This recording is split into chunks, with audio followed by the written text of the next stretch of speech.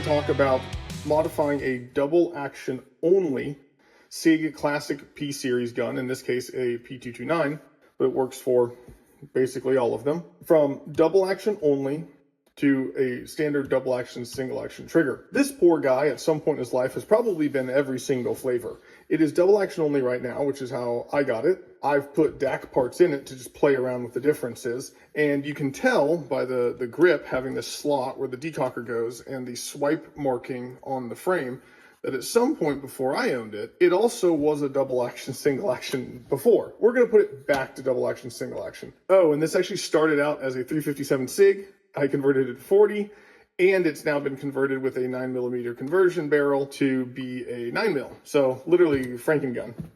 Let's quickly talk about what double action only means. So that means when I pull, well, empty magazine, and we are empty. Now that we've checked, let's talk about what double action only means. That means when I pull this trigger, it is going to cock and fire the hammer every single time. I cannot pull it back and have it lock into a second position. If you happen to go through this tutorial and you end up with a hammer that looks like this, and when you're doing your checks, it functions like this, which is massively incorrect, you actually can't get it to cock the hammer, period. That means you didn't actually have a double action only.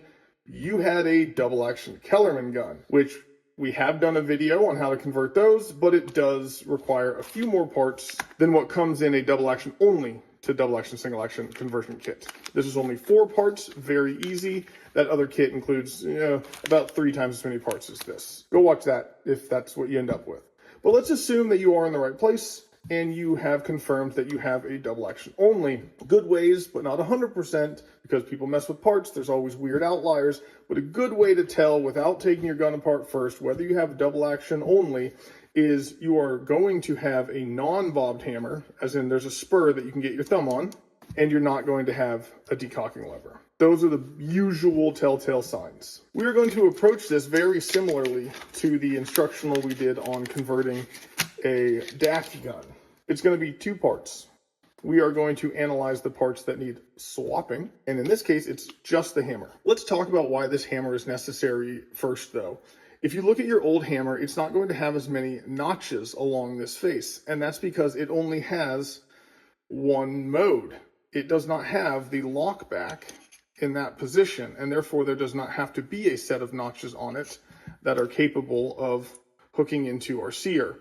So that is what you're getting different with this double action, single action hammer, is those extra notches. And mine happens to be skeletonized just because I'm cool. And then we'll talk about parts we need to add, which in this case is the 3 parts associated with the decocking lever. We have the actual lever, spring, and bearing plate. Disassembly for this is super easy, and one of the main reasons is everything that we need to do is only in the back half. So we don't actually have to deal with the locking block or any of the complexities that come with getting that pin aligned and all that sort of fun. So this is actually a very easy conversion, mainly because we don't deal with the difficulties around this section of the firearm. You will see throughout this process that I'm using a prototype SIG Armorer's tool set that Matrix Precision sent me.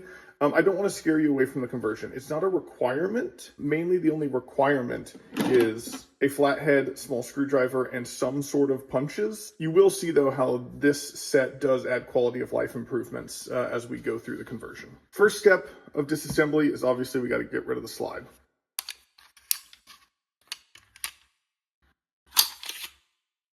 We're going to remove the grips from both sides.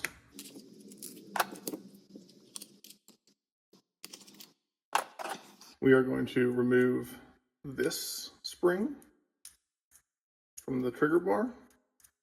We are going to take a small punch or poker and unhook the sear spring. And last but not least, either with a flathead screwdriver, which tends to mar these up, or this little guy, I'm going to remove the mainspring housing.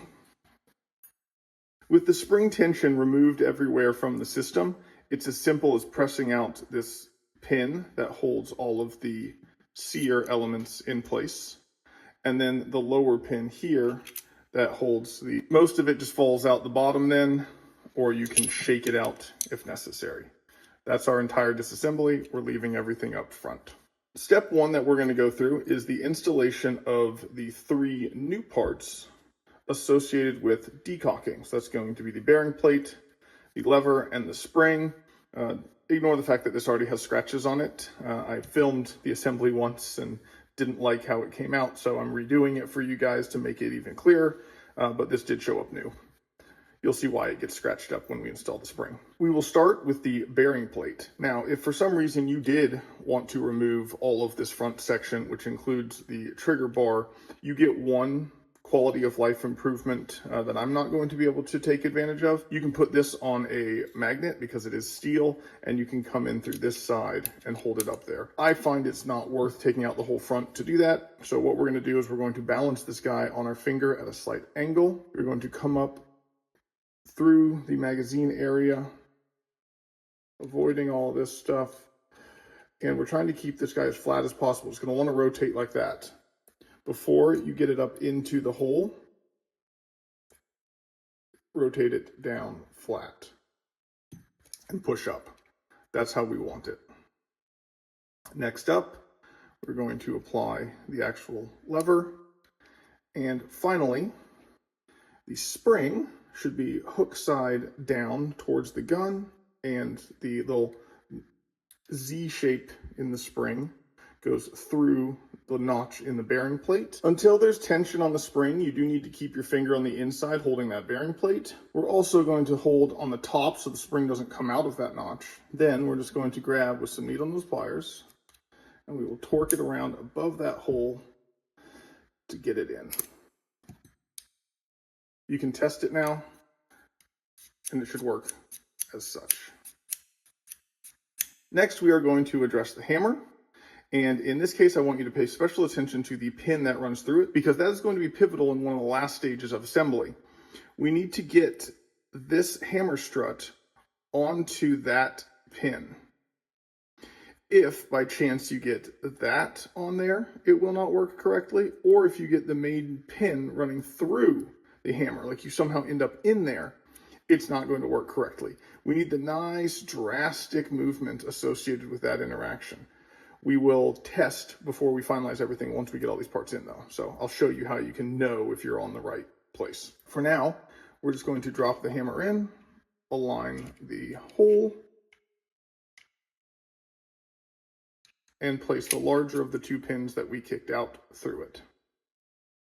Now, the next part, we're going to line up a bunch of parts along that second pin. And so we are going to use a dummy pin, in this case a punch, to hold everything in place as we slowly move the pin across. The first thing is our ejector. It goes on through the front hole, the semi-permanent pin attached to the frame already. So we're going to loop it on there with the thing facing down, and then it actually rotates around and goes down the side of the hammer. If you want to get that hammer out of the way, you can move it. You will feel some feedback from the spring in the hammer stop housing at the back. That is the thing held on by this tiny pin here. It's that guy. Don't worry, it's fine. You can flip it back and forth, not a problem. Next up, we are going to block our hammer pin from falling out, and we are going to take our sear. The sear is going to be claw down, and it comes up in here, but it has to go behind that semi-permanent pin. This can be a little tedious. We are going to send it down into the gun, trying to stay up on that ledge. But we're going to get it down to the point that it's coming up under that pin. That is what we're looking for. When we finally do, we're going to take a punch of the right size, so close to this hole, and we are going to get that lined up with the sear so that it goes through. One of the nice things about this particular punch is it's the perfect length. They left a shoulder on here that butts up against the edge of the frame to where it just reaches the right place to hold everything, but I can still start putting in the small pin, which is what we're going to do. We're going to put the small pin in, And we're going to push it through just to the point that it goes through the left side of the sear only. So you can see how it's coming through. We're going to push it back to where I've got the entire opening of the sear available to me, because that is where we are going to put our sear spring. Doesn't matter which way you put it. We're going to do that and push through our pin.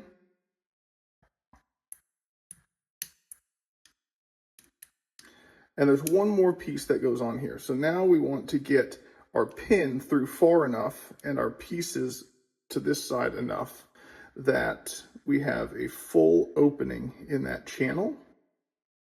And we can actually pull this out now. We are now going to put this part in. And the interesting thing is, if you have the short reset trigger pack, you will not have this little foot sticking out. It'll just be a long piece.